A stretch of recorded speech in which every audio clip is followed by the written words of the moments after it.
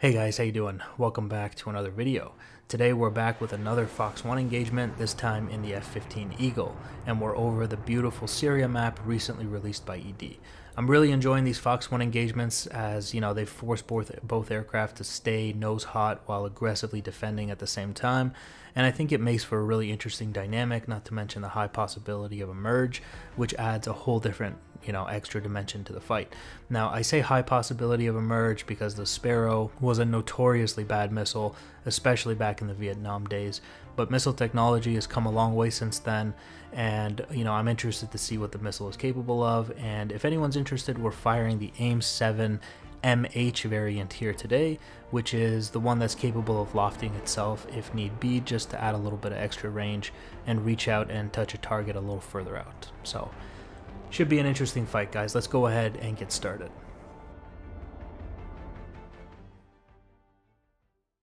Alright, here we go, guys. So F-15, always a great BVR fighter, whether that's Fox-1, Fox-3, and a lot of that is really due to the thrust-to-weight ratio that this thing can generate. And generally, the faster you go, the farther your missiles will go, because you'll be able to sling them at a higher initial velocity.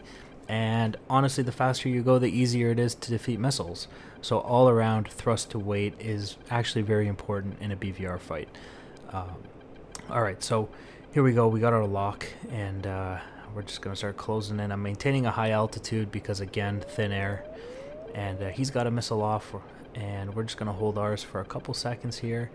Climb a little bit because I want to get into the thinner air. Help that missile really loft. Okay. Alright, here we go. Fox-1.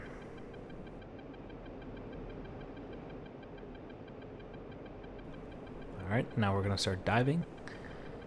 There's that missile trail. Beautiful. Alright, and so we're maintaining the gimbal lock. We're maintaining the gimbal limit in order to maintain the lock. And we're going to crank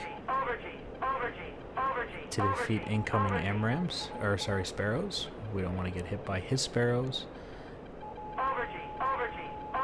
And I dodged some. Whoa! Okay, I hit him and that missile went right over my head. I didn't even see that one coming, man. Alright, there we go. Splash 1.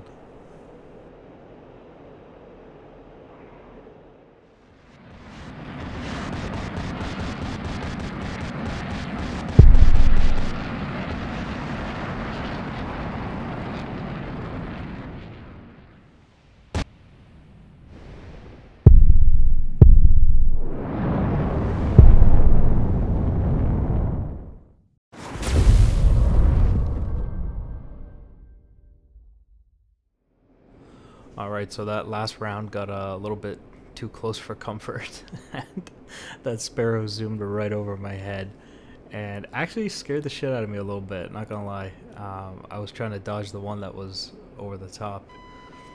I didn't even see it coming. Alright, so next round here. Look at this beautiful Syria map. Absolutely loving this map. Alright, so he's got us locked up. STT. Single target track, only way you can fire the Fox-1, right? You can't TWS launch a Fox-1. And so same principles. I'm going to try to do the same thing. Don't change something that's not broken. And theoretically, if I can crank correctly and, be a little bit higher than him on the launch, I should be able to hit him. Okay, Fox-1, and we're diving. He's got one out on us as well.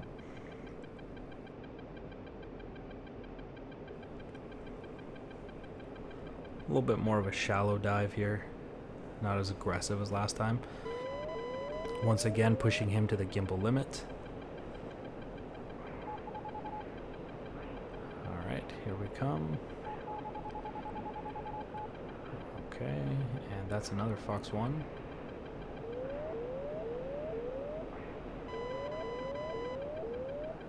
Alright. So far, so good. I think we might be coming up on a merge here. Let's crank the other way to beat this one Sparrow here. All right. There he is, you see him? Within visual range. And I don't think he sees me. Yes, Fox 2.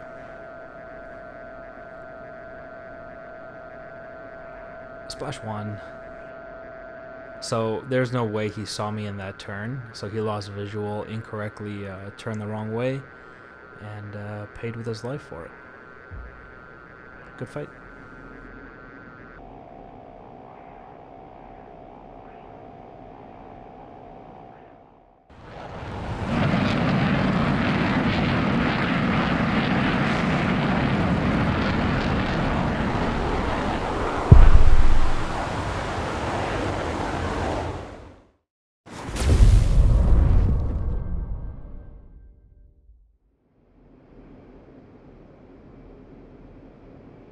Alright, lock him up. Dude, there's something about the F-15, I don't know. It's just so smooth, everything just works. You know, everything's super easy. The aircraft works with you. I love the F-14, but it's a great example of an aircraft that fights against you as much as the Bandit does. You gotta really show the F-14 some love to get her to do the things you want. The F-15 just does it, man. You don't even have to be good. Like, half the time I feel like the F-15 corrects my mistakes for me because it's just so forgiving. Alright, so here we go. Once again, climbing. He's got a Fox-1 out. We're just going to push a little bit closer, give my missile a higher probability of kill. And you can see he's already started his crank.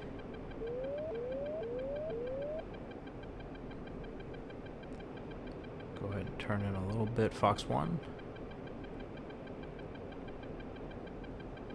Alright, and we will start our crank. And dive. We're also diving, dragging those missiles into denser air. Okay. Alright, now we're going to crank the other way, force the missile to lead us the opposite direction.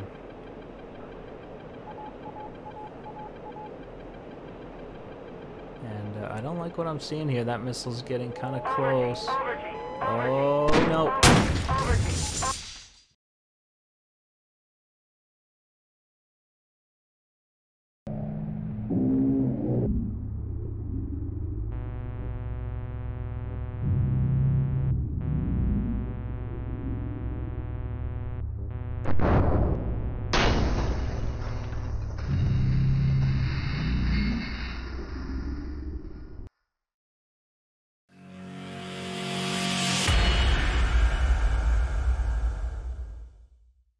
Alright guys, so there's quite a few things to unpack in the Fox-1 fight, so I'm going to try to do my best here for you.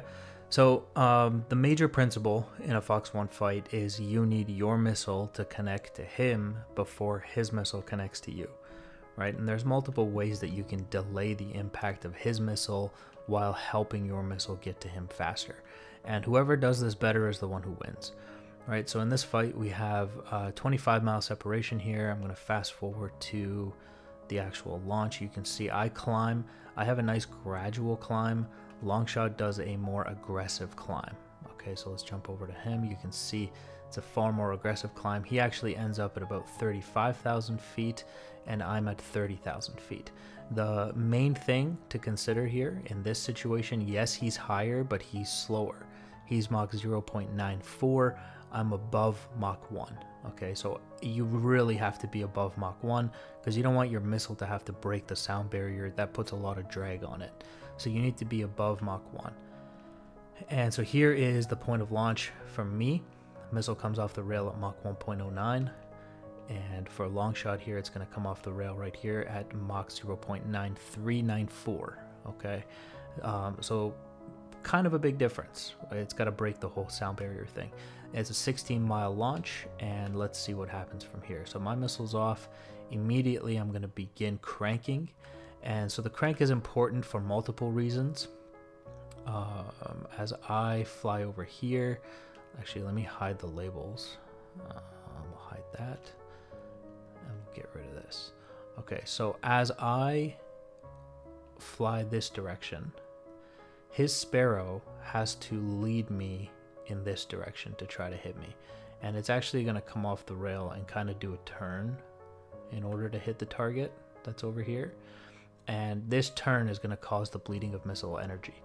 Okay, it also does something else that's very important, and that is as you bleed the missile's energy and you increase the distance it has to fly to hit the target, because a straight line is the shortest distance, right? If you flew a straight line, the missile would have to fly relatively a small distance to hit you in the face. If you offset, the missile has to fly longer. The longer it flies, the more speed comes off the missile, right? Due to the friction of the air and the fact that the missile has a finite fuel. And so this is the main point of doing the crank.